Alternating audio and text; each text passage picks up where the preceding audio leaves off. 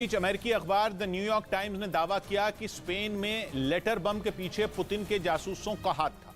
पिछले साल नवंबर और दिसंबर में स्पेन के प्रधानमंत्री के दफ्तर समेत वहां की दूसरी अहम इमारतों में 6 लेटर बम मिले थे, जिसके बाद से ही रूस की मिलिट्री इंटेलिजेंस एजेंसी पर इन घटनाओं को लेकर शक गहराया हुआ था। अब अमेरिकी अखबार द न्यूयॉर्क टाइम्स ने दावा किया कि रूस की सैन्य खुफिया एजेंसी ने स्पेन में लेटर बम अभियान चलाने के लिए एक मिलिटेंट ग्रुप को इसका जिम्मा सौंपा था। आरोप है कि पुतिन के जासूसों ने ऐसा इसलिए किया ताकि यूक्रेन को युद्ध में स्पेन जो समर्थन दे रहा है उसे वो वापस ले ले और यूरोप के देशों के बीच खौफ फैलाया जा सके। सबसे पहले स्पेन की राजधानी मैड्रिड में यूक्रेन के दूतावास में लेटर बम भेजा गया था, जिसके फटने से दूतावास का एक कर्मचारी घायल हो गया था, जिसके अगले दिन स्पेन के प्रधानमंत्री के दफ्तर में लेटर बम मिलने से हड़कंप मच गया था। हालांकि वक्त रहते उसे नाकाम कर दिया गया था और वहां सुरक्षा बढ़ा दी गई थी। साथ ही स्पेन में सभी अहम इमारतों और दूतावासों की सुरक्षा को बढ़ा दिया गया था, लेकिन इससे वहां दहशत फैल गई थी। ऐसे में यह आरोप लगाया गया कि ऐसा करके पुतिन ये संकेत देना चाहते थे कि वो अपने समर्थकों के साथ मिलकर पूरे यूरोप में आतंकवादी हमले कर सकते हैं और वहां के देशों को तबाह करने की शक्ति रखते हैं।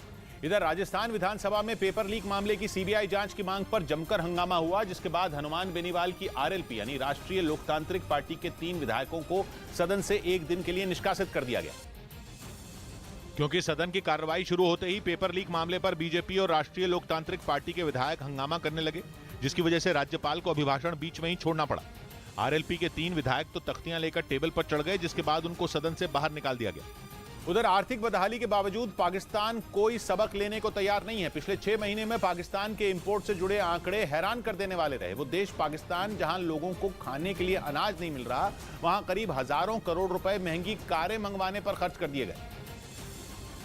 इसलिए यह खबर जैसे ही पाकिस्तान के अखबारों ने छापी, वहां हड़कंप मच गया। जिस वक्त पाकिस्तान में महंगे आटे पर हंगामा मचा था और आटे के लिए वहां गोलियां चल रही थी, उस वक्त पाकिस्तान के लोग लग्जरी कारों पर डॉलर लुटा रहे थे। आंकड़ों के मुताबिक पाकिस्तान में 6 महीने में 120 करोड़ डॉलर यानी भारतीय रुपयों में करीब 10,000 करोड़ रुपए ऑटोमोबाइल से जुड़े इम्पोर्ट पर खर्च हुए। इम्पोर्ट किए हुए माल में ज्यादातर लग्जरी कारें, महंगी इलेक्ट्रिक बसें और उनके पुर्जे रहे, जबकि इस वक्त वहाँ आर्थिक इमरजेंसी जैसे हालात हैं, जिनमें इस तरह के इम्पोर्ट की इजाजत किसी को नहीं है। क्योंकि विदेशी मुद्रा भंडार काफी कम होने के कारण पाकिस्तान की सरकार ने बेहद सख्त नियम लागू किए थे। वहां की सरकार ने हर गैर जरूरी सामान के इंपोर्ट पर रोक लगा दी थी और आदेश में कहा गया था कि हर तरह के लग्जरी प्रोडक्ट के इंपोर्ट पर पूरी तरह रोक है। लेकिन आंकड़ों से साफ हो गया कि रसूखदारों पर सरकार कोई भी नियम लागू नहीं करा पाई। लोगों को अनाज नहीं मिल रहा था और लोग महंगी कारें इंपोर्ट कर रहे थे। विदेशी मुद्रा भंडार की कमी के कारण पाकिस्तान में पेट्रोल और डीजल भी खत्म होने की नौबत है, क्योंकि कुछ भी सामान इंपोर्ट करने के लिए रकम डॉलर में खर्च करनी पड़ती है। अगर किसी देश के पास विदेशी मुद्रा भंडार यानी डॉलर खत्म हो जाए तो कुछ भी इंपोर्ट करना मुश्किल है। पिछले साल श्रीलंका के साथ ऐसा ही हुआ था और अब पाकिस्तान के सामने संकट ऐसा ही है।